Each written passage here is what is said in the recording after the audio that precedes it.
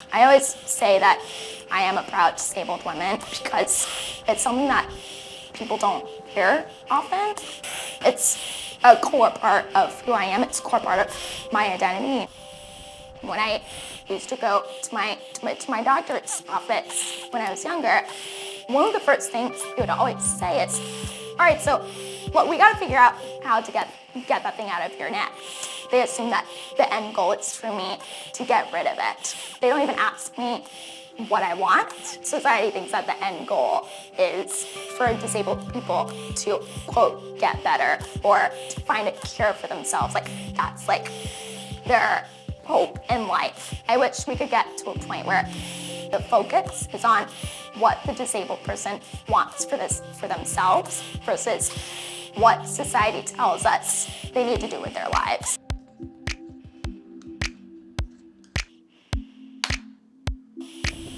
So I wear a tracheostomy tube, trach for short, and it helps me breathe. I was born with vocal cord paralysis, which basically means that part of my vocal cords are paralyzed, and so it affects my breathing, but not my speaking.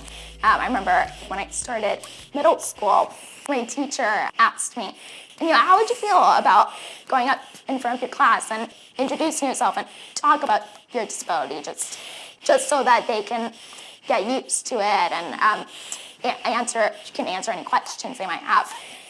And I think it was probably the first time that I spoke about my disability in front of people.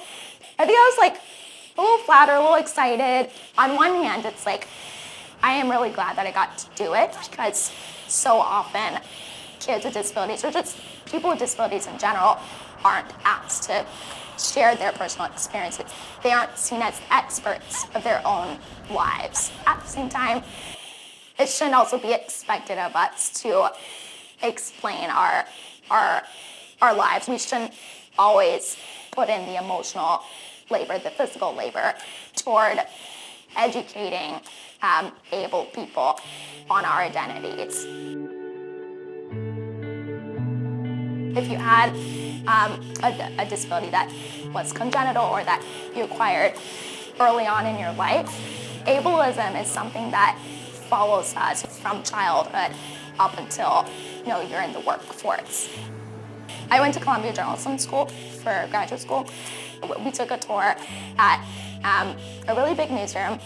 Won't say which one. It was a major newsroom, and I remember we were standing near a senior reporter's desk. He was answering someone's question. He saw me and did a double take. He was like, "Oh, well, what happened to you?" At that moment, everybody fell silent and looked at me, like all my peers. "Oh, it's called a trach tube. It helps me breathe." And he was like, "Yeah, but why? Why do you need that? What happened to you?" I don't mind questions. In fact, I prefer them much more than staring at me on the subway. But it's like, you're a reporter, right? You should know how to ask questions in a thoughtful way. There's that idea that able people are entitled to our life stories, and it's like, no, you're not. Stop making things awkward for yourselves and me. I've been in job interviews where I will get asked, "So does the weather affect you?" And I'm like, "What do you mean?" He was sort of implying, are you able to do the job even though you're disabled? Can you still be a reporter? I feel like society already requires us to prove so much. Either it's we have to prove ourselves to be disabled enough to get health insurance, to get accommodations. But then on the other hand, it's if we speak up too much about our disability, does that mean that they're not capable enough as an employee? I want to see more people with disabilities in the workforce. So specifically in my industry, in journalism. As a journalist, I'm thinking, every story has a disability angle. We don't just belong in the lifestyle section where we shouldn't just be made into inspiration porn. We're talking about education or health or sports, police brutality.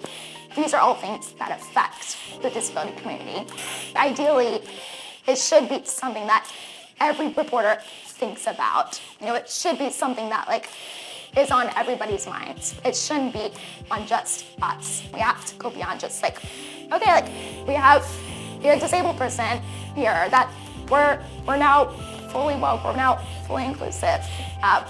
It's not just that disabled people have to be at the table, it's that we also need to be in key positions of power to make decisions for ourselves. Our worth as human beings shouldn't be based on how sick we are or how healthy we are. That should already be a given.